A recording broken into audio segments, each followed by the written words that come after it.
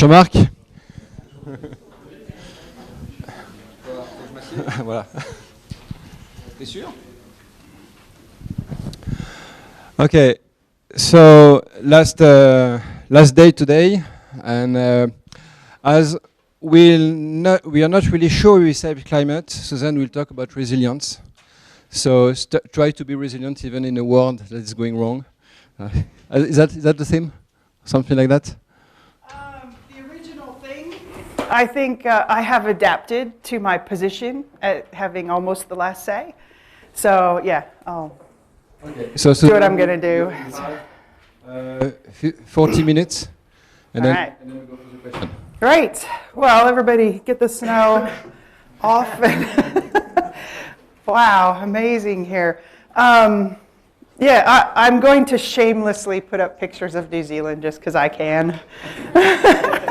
So that's Kaikoura on a busy day. See the crowd on the beach? Anyway, I think, given as a conclusion of the day's or the week's work, that what I see is that we, being people who think sort of honestly about the problems and who study history and try to model the future and, do scenarios, that I think we need to actually start taking a lead role in addressing today's challenges, even the ones we don't want to talk about. All right, I don't know if this is a cultural thing, the elephant in the room, right? The things that it's easier, more comfortable, we're never going to get research funding to talk about those things, right? So there is a way to do that, and that is in the way that you approach the work that you're doing. And so hopefully we will, I don't know, maybe give you two things to take home. One is the sort of stuff that I was going to talk about anyway. So the work that I do, the scenarios I do, and the methodologies that I use for that. I have cut out the stuff about transition engineering. It should be quite easy to find quite soon because we're putting together an association of transition engineers. But if you're going to work on really complex, wicked problems, you need to have a way to start. And methodologies like setting up the first law, second law, methodologically working through complex problems, if we didn't have those methods, we wouldn't be able to do very simple thermodynamics. So methods are always important for engineers. And then I'm going to wrap up from my observations and my notes throughout the week what I think we have learned from the seminar. So. This is the west coast of New Zealand from sea level to 2,400 meters and 10 kilometers. It's a little bit dramatic. All right, somebody said this week between here and Grenoble is Mount Blanc, right? So, we can understand this and we can understand that, but we need roadmaps, and that's the sort of conversation we've been having really about things, between here and there are all sorts of unknown things. There is the scenario jungle, there's, all sorts of things we don't know. And that's a problem. But the actual fact is that we know a lot. We just kind of haven't put it together. What it means, right? Because, do you know this cultural story? Right, if you have a blindfold on, even if you're very smart, which you can tell he's smart because he has a white coat, right? Even if you're very smart, your observations of the world may be limited by the blindfold you have on. And that blindfold can even be your expertise, right? This is the only guy who has access to that point. And his data about that point is correct, but his conclusion about the nature of the whole is in error. And if he includes the partial information of all of his other smart colleagues, he may still be they may not get it right because it's a weird thing, whatever it is. It has a wall and it has spears and it has snakes and trees. It's really hard to figure out how we're going to put this all together. And the last 10 years or so, I myself have been pondering that. And here's how I do it. The main thing is to understand which end of the beast we are each working on. And when you do that, It helps you to sort of take the blindfold off and be able to take in the information that the people on other ends have and start to see the whole. So I'm going to work through this. We're going to be on this slide for a little while. So you know, we had the person from all the way back to medieval history telling us things that help us understand who we are, why we do things the way we do, what's always the same, what is it that makes things different. Really understanding, you know, this is a dynamic behavior, a dynamic function. And when it changes, we would like to know why. What was that made that happen? So far we've heard that when it takes a big dip and everything gets easier, that'll be a population drop.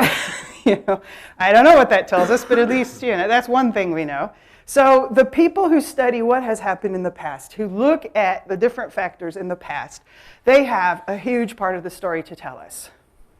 So, of course we're not done with that part of the story, and that's usually where we make a mistake, is a lot of times the people working on their part think we're done, because they're done. But we got to keep going. The present is a very messy business. And that's where the poor economists have to work most of the time. And they'll tell you, you know, I'm not going to go put my model on the past because the past wasn't like now.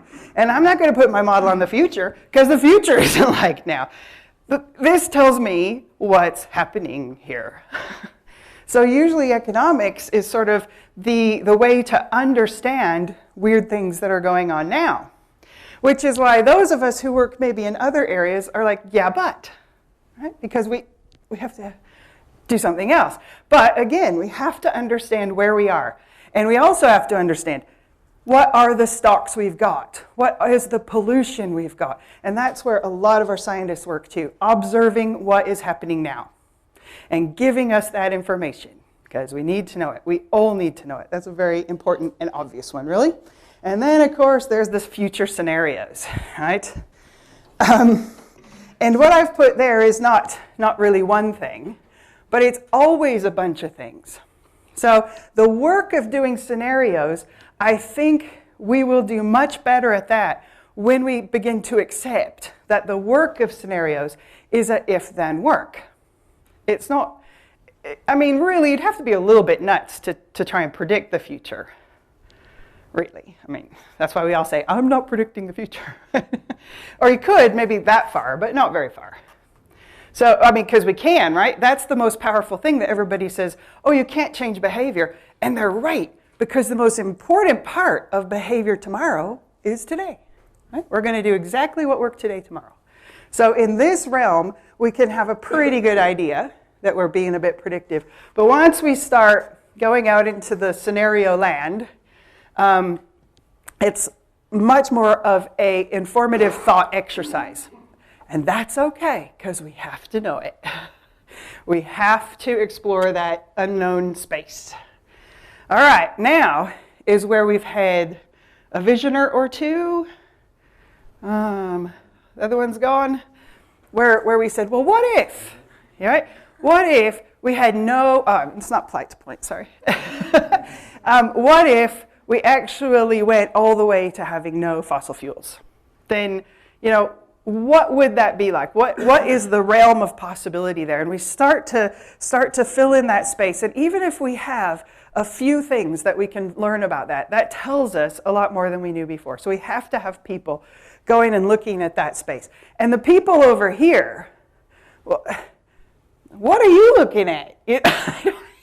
That's a really different world over there. And they may not really even have a good time communicating with each other, those two. But that's okay. What I'm saying is that if you see where everybody's role is, what they are looking at, and why it's absolutely essential to the whole business of transitioning, then I think maybe we can start to talk to each other a little bit, because we'll see how these things connect up. All right, so this visions or concepts, we've had the vision, and then a concept is a different thing. A concept is where I actually sit down quantitatively and try to engineer something in that space. A vision is, well, what would that space be? And then a concept is, how would it work? So two kinds of work going on there. And if we find that that future is a possible future that exists, then what it may do is disrupt our thinking that was going in this direction and inform it that, in fact, what we have found out from all this scenario work is that that is not going to happen. And we start talking about collapse. And we could definitely stop there. And often we do. And we go, okay, an eschatologist, that's what I am. I learned that word recently. You know, you don't have to attach it to a religious belief of the end of the world as we know it. There's actually a scientific version of it that you know, there's a scientific basis for that we will all not be doing what we're doing in the future. So the way to connect these two is actually this way. So I think we've had a little bit of backcasting, and we've had several people actually point out that we need to do backcasting. So the backcasting is important, and it's actually a well-known process that you say, okay, well, now I understand this, and now I understand this. So really, in a fundamental way, in the things that count, in the things that I could invest in the things that I could change, in the things that I could say, there's a rule that you can't do that, what is different between this and that? Understand quantitatively those differences. Investment-wise, those differences. Policy-wise, those differences. All right? So we're not building anything yet. We're just understanding what the game is. What's the space in which we're going to work? And once we understand that, we also have to understand that there's a dynamic whenever a human system that is in a momentum-driven mode changes. And I've called it a trigger event. Something disrupts that behavior. And often these just hit us. Right? It could be a plague, or it could be a disruptive technology. You know, a dictator takes over. These things happen. But I think if we're going to build a transition roadmap, we need to design this. And if you're doing product development, like the Boeing Dreamliner, this is the process they use. Right? They figure out what we want: a more efficient plane. What could it be? And they spent years over here in fantasy land working on something that didn't exist. But once they figured out what it could be, come back here. Do you know what this is? Well, we have these factories, these supply lines, these engineers. How do we change it so we can do this? It's a change, understanding change. And then the trigger design is, okay, guess what? You're going to have investment if you're going to make a positive change. You take away investment if you have a disruptive change. If you put in investment, you get some kind of change, but it's the one you wanted, which is a good thing, hopefully.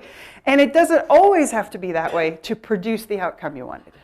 So that trigger event, like I said, it could be peak oil, it could be something that we don't want to talk about. Or if we start designing it, like a really good way to get that insulation done, that also, think about it, this insulation project is now a television show every week where people are getting a home remodel and they're looking at how much more comfortable it is and how much less gas they use. And you know those programs? The home remodeling programs? They're one of the most popular and prolific programs on, well, okay, in America. And the ones in New Zealand, they do this redecorating, but they never improve the efficiency or performance of the house. So I was thinking, well, you know, that trigger event has to be a whole package. It has to affect the change you want. And then what I've drawn here is a bunch of arrows, because change doesn't happen because of one thing. It happens because in this place, they did these things, and in this place, they did these things. It's projects that involve every sector, every town, every business, all sort of moving in the same direction. And the proof I put forward of this postulate is the history of safety engineering. That's how it happened. All right? So go study the history of safety engineering. 100 years ago, nowhere that you worked would have been a safe place to work. Being in this room wouldn't have been safe. There wouldn't be one fire mitigation measure in this room. You know, it was a different world 100 years ago. And it's through safety engineering that we got all that. 60 years after the first safety engineers started work and set up their own standard systems, the governments then put them into law. All right? There's a sequence there.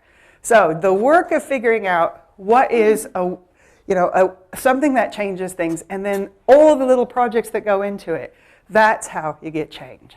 So not one answer by one person, one government entity, but a whole system change. All right. Now, if that seems too hard, like I said, go look at how safety engineering worked, and you'll see, oh, that is such a massive change when I start thinking about it. Absolutely radical change, and it was 62 individuals who started it. In fact, 62 on one day. Changed the world. And I can't find the name of their leader. I can't find the name of the person who organized. It may not have even been, down to one person. It may have been people who talked to each other and just said, there's so many things that are preventable, and it was after a huge disaster. But that's how it happened. All right, and it was in America, New York City. Google if you want. Okay, so the next bit is the biophysical modeling, and I'm so glad nobody presented this yet this week, because I could still present it, and it's different. All right, biophysical modeling. What we're going to learn about, and what's going to be really important, is energy return on energy invested. Now, that's not a new thing. What's new is using it to understand future scenarios. Okay, so that's the methodology, is to use energy return on investment in your future scenario. The thing that this is the punchline. I'm going to give you that first. This is the conclusion. This is actually obvious if you think about it, that if something has an energy return on energy investment of 1, it takes a barrel of oil to get a barrel of oil, then we have no economy, zero economy. We can't consume anything, we can't grow anything, we can't replace anything we've already built. Biofuels have an EROI of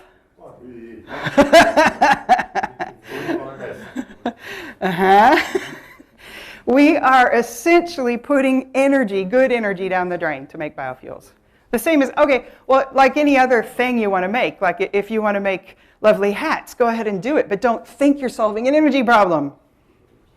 If you want to make a lovely food additive for your fuel, go ahead and do it, but it doesn't solve an energy problem. And this is, I see the economists are getting restless. It's okay. I'll behave. I'm not going to try and tell you how the economy works. What I'm going to say is, what I understand from you about how the economy works is that it sort of has this go-round.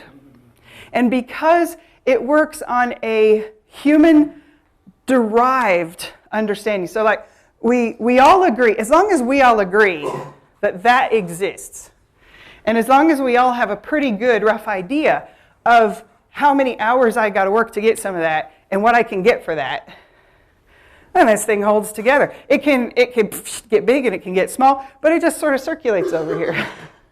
Now, it can only work at all if there's some energy coming in, right? That energy I'm calling production, energy produced. We have an energy transformation system. It takes natural resources, water, minerals, and natural energy resources, extracts those, so that's the extraction rate, consumption rate, and it puts out waste, impacts, obviously. Now, that energy system only exists if you build it from the economy. So there's a energy input from the economy in the form of capital investment. We heard about that. And also, this energy system may take energy, consumer energy that otherwise people could have used to do other things, and use it. So an oil refinery will use electricity from the grid, that sort of thing. So this isn't internally parasitic energy, like the electricity to run a pump in a power station we take from our own production. It couldn't have existed for the economy if we weren't there anyway. So that's what we're looking at, things that actually come from the economy to run the energy transformation system. And energy return on investment, very simple. What did we produce compared to what did we have to take from the economy? So what do we put into the economy compared to what do we have to take out of the economy to produce that? Now here's a little, we look at energy flow diagrams all the time, but this one's going to have one important thing. We've got our take back energies. We've got the amount we produced. We've got all the fun things that we do with that energy. We use it, consume it, maintain the things we've already built. This one becomes a very interesting thing. Like if you look in the 50s, this was tiny. But now, what we're having to spend to maintain what was built between now and then is pretty impressive. Everything we build comes with a commitment to future feeding, right? Okay.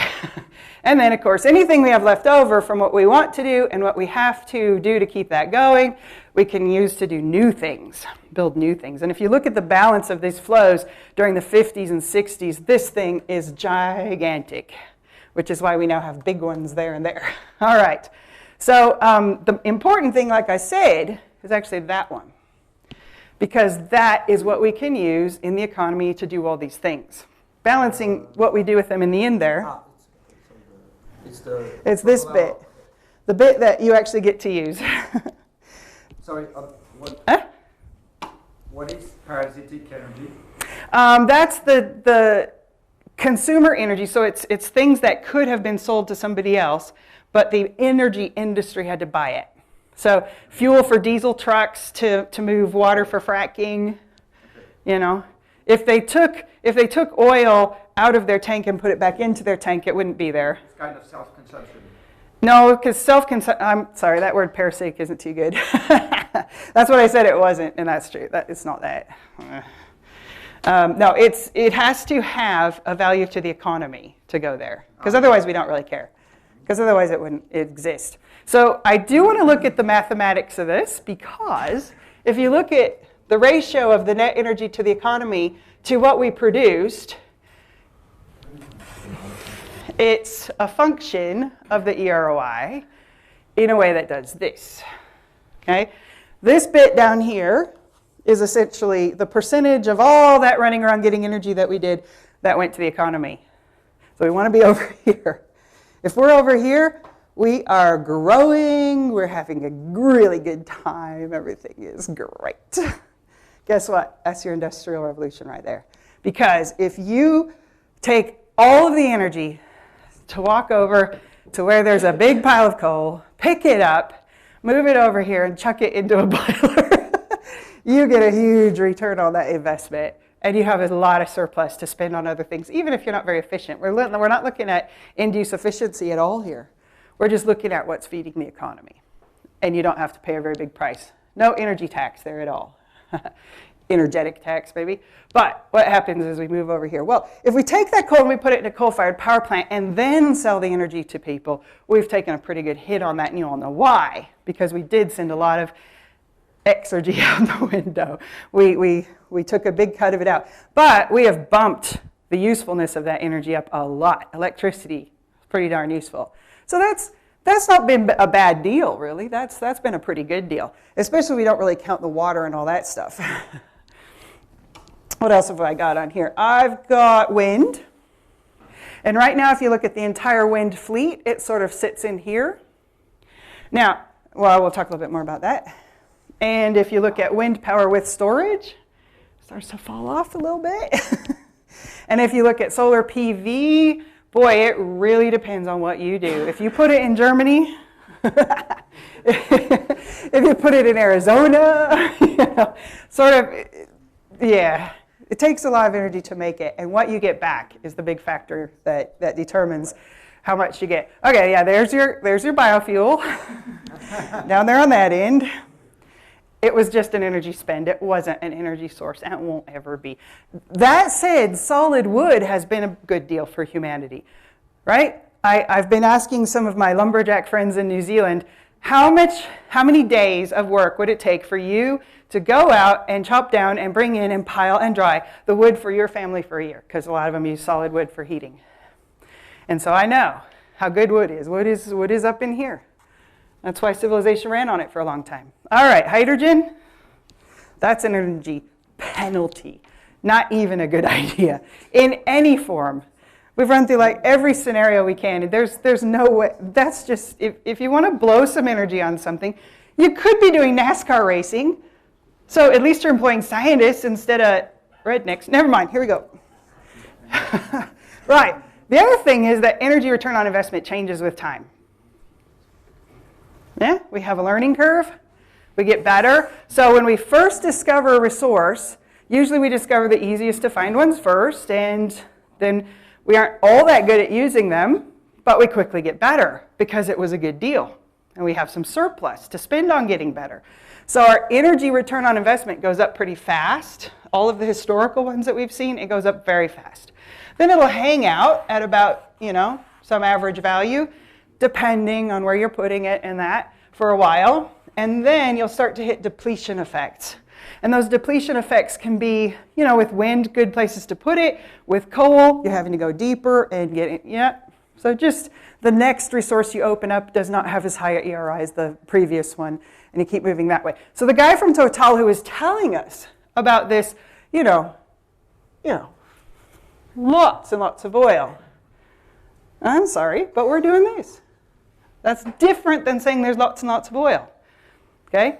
Because our energy penalty is going to really start kicking up. So the reasons why the energy return on investment changes, I think we've pretty much discussed a lot of those, but I want to talk about it now in a story context, because that will let you communicate it to other people. All right, I got an apple tree, and I'm going to get some apples. And if I don't really have a market for those apples, that's actually part of what makes the ERI pretty low, because I don't invest in being able to get them quick or get them to market quick. I just sit there and pick them. So I don't invest very much energy, but I don't get a whole lot back either because I don't do much. But then some neighbors come by and say, hey, we'll pay you for a thing of apples. And you go, oh, okay, so get up out of the chair. Oh, you've expended some more energy. And you have to go to the market and buy a basket. So you've got some capital investment, but it doesn't take you very long to fill the basket and get it to your neighbor. And they go, oh, thanks. And they give it to you. And then you go, hang on, I could make some money on this. So I'm going to hire somebody and buy some more baskets. And we're going to get sort of coordinated at how we do it. And we're going to move up the ROI curve on our apple production. All right. And then as we go along, of course, we have picked most of the easy to pick ones. So now what we have to invest in is not just the basket to collect it and maybe the cart to move it to the market. We now have to invest in some pretty fancy equipment to get any apples. That's the trick. It's not just to keep our production. It's to get any. I can't get these ones at the top unless I wait for them to rot and fall off, which is kind of a bad product. All right. So I have to invest in a ladder, which is orders of magnitude more expensive than my basket, in order to get any more apples. And the apples I get, not very many compared to the bottom. Okay? Low-hanging fruit. If you can get that story, you can communicate to anybody why the future of oil is not like the past, even though we now have Saudi America. Okay, that is a really big ladder. Right, so in case you want data to back that up, you can look at some work that's been done by quite a few people. I've put the one that has my name on it. And what is the energy return on investment of the fleet of oil production in America in each year? So what you can see is at the beginning, we had a lot of these, none of these. Then we moved along, and we got stung. And so we went to Alaska and got some of that. We put that into the mix, and our really cool stuff down in Oklahoma and Texas started to drop out of the mix a bit. So our mix is moving down in ERI. So this is ERI, yeah, and that's our production. And then, we have dropped off. No matter how much more recovery effort we put in, we're sticking CO2 down there, we're sticking hot steam down there, chemicals down there. ERI is dropping off pretty fast, coinciding with the peak, because now we're getting that ladder out, trying to get up the tree. And then we start to get really desperate, and we go out there. Next, Antarctica, the Arctic Circle, it's like that. Tar sands. Guess where tar sands is? Estimates aren't too specific right now, but it's looking like under 5 at least. It's not good, all right? So, 3. Okay, yeah, give me that data. We'll be on to it. Renewables. All right, well, you all should get the... That's not in there yet either. The date only goes up to the Gulf. Yeah, it's not good either. So it's not that that's all we have, it's that that's what we're adding into the mix. So right now we're at about 20 EROI, which is still good.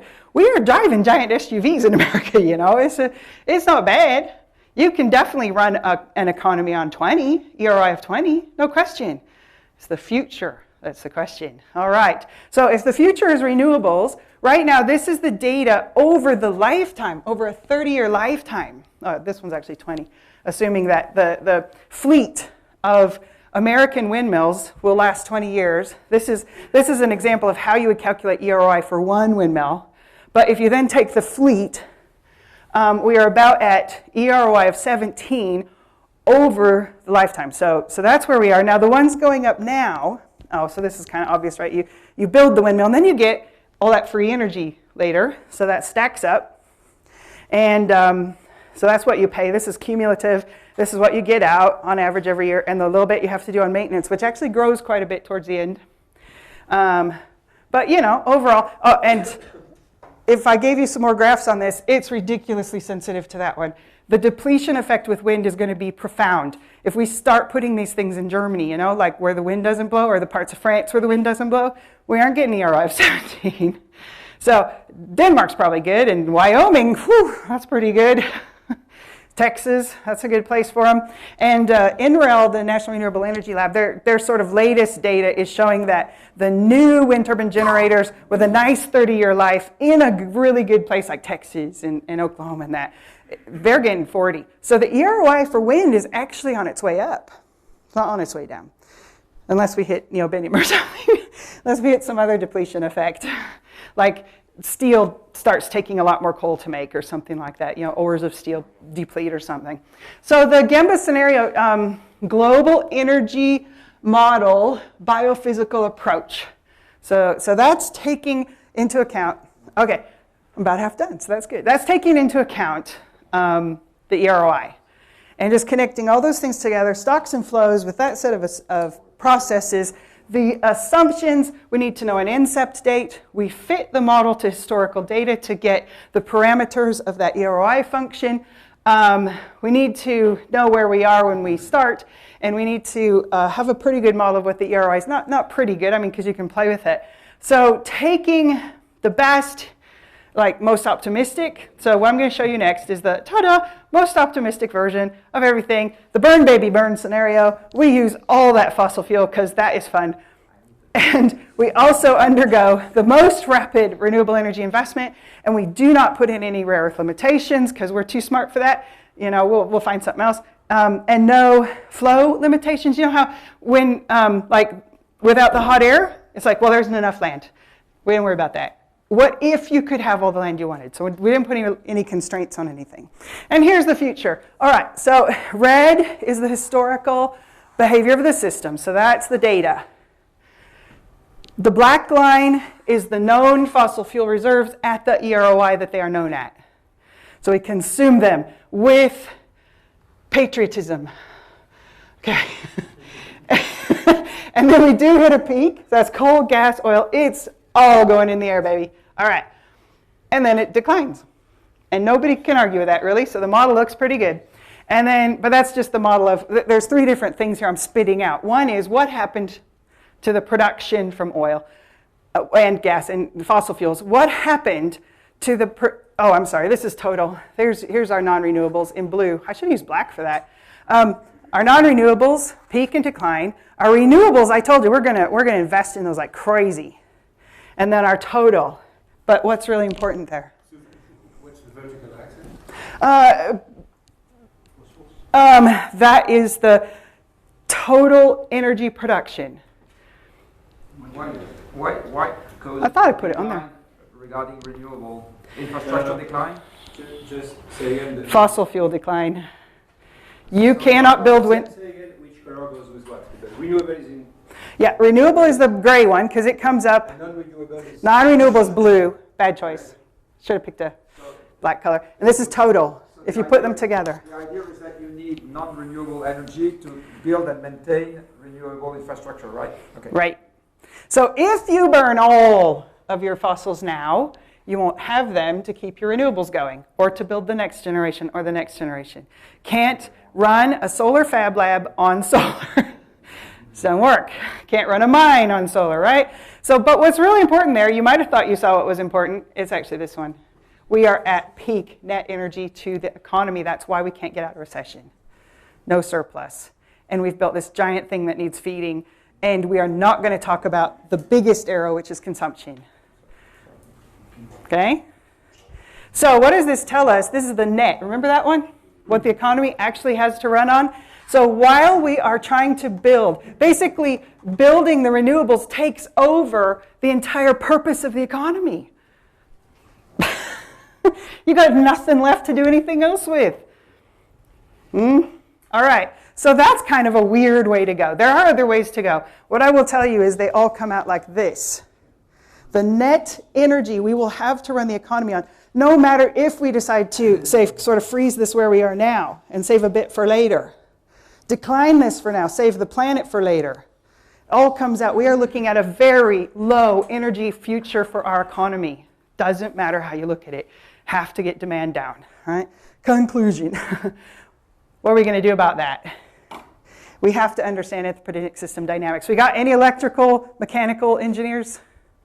This is feedback control theory.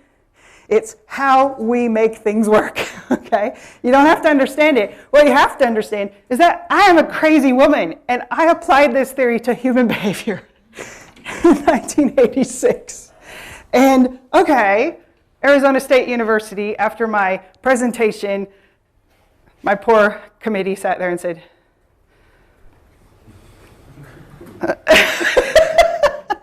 well, it seems right, but that's the strangest thing I've ever seen. Somebody actually trying to model humanity.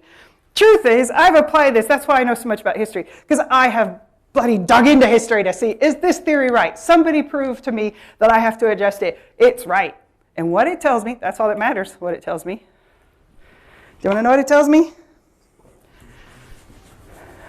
The built environment trumps economy. Did you see where the economy was in there? Economics, economic behavior, choices. It's in the middle. Man, that took me 1.5 years to figure that out. I had put it over here all the time. It's not there. It's the way we get done what we want to do. It's not why we want to do anything. All right, anyway, what it tells me is that if there is a civilization of people like us with our core values, they still have them, and our knowledge, not a dark age, in 150 years, and they are using a farmer's almanac. That's my short way of saying climate's still working in a predictable way. You know a farmer's almanac? Yeah, okay, good. Then, they will have undergone a transition of all engineered systems to very low and very tolerant and highly resilient and renewable-based systems and with well-managed demand. That's the only requirement.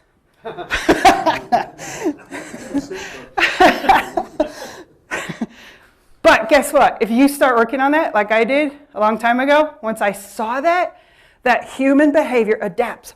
Boom!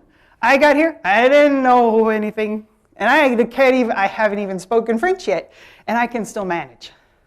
That's how fast we are. We are fast adapters. You change the system, behavior follows, as long as it works. If it doesn't work, nobody wants it. Just got to make it work, all right? So release your mind, engineers and scientists of the world. Stop telling yourselves, oh, but you can't change behavior. No, you're wrong. Nope. Go do some mental experiments yourself. Take a Texan from Houston and put them in Perry, and they will change their behavior. Not much, but a little bit. So let's do the if-then synopsis of the weekend, shall we? All right. Well, from my point of view, if the anthropogenic system dynamic theory is correct, which as I said, in my view it is, then behavior adapts to reality. Survival depends on adaptive capacity. Survival. Not staying the same. Survival depends on being adaptable. That's why we can do it. That's why we're good at it. Survival is the driver for culture. Economics is a linkage in a complex system, not the reason for it. Collapse is a valid adaptation to achieve survival. Learning by suffering. All right. If the biophysical model is correct, then people in the future are really hoping that we invest now in food systems, cities, production systems, water supply systems, sewage systems that don't need much energy because they won't have it. If even one of the climate model's scenarios is correct, even one, then reality is we have already changed the climate in ways that pose risk. Greenhouse gas emissions and activities must be curtailed. I think that's a lot easier than trying to figure out how to tweak your, I don't know. I mean, is there one of those scenarios that, no, if even one of them is right. Cumulative knowledge tells you something that sometimes looking at details inside doesn't.